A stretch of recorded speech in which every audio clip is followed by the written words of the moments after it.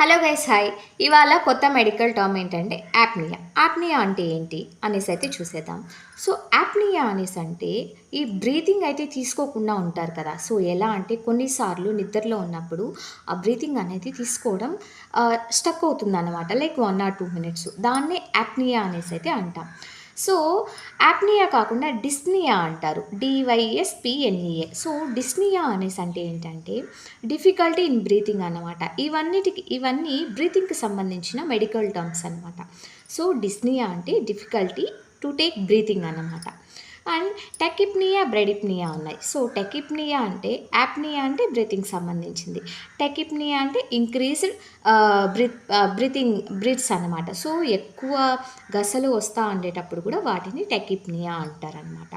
So బ్రాడిప్నియా అంటే ఏంటంటే ఈ రెస్పిరేషన్ అనేది స్లోగా తీసుకుంటామన్నమాట. సో ఇవన్నీ ఎప్పుడు తెలుస్తాయంటే ఎస్పిఓ2 అంటాం, saturation of oxygen in the blood అని.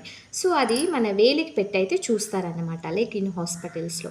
సో అది చూసినప్పుడు సాచురేషన్ పాయింట్స్ అయితే వస్తాయి, అది రెస్పిరేషన్ రేట్ అయితే చూపిస్తుంది అన్నమాట.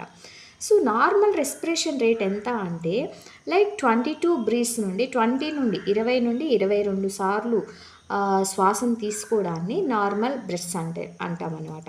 సో ఇవి ఒకవేళ ఎక్కువైతే టెకిప్నియా అంటారు, తక్కువగా ఉంటే బ్రాడిప్నియా అంటారు. సో గైస్, ఇలాంటి మరిన్ని మెడికల్ టర్మ్స్ కోసం మన పేజ్ని అయితే ఫాలో అవ్వండి. Thank you.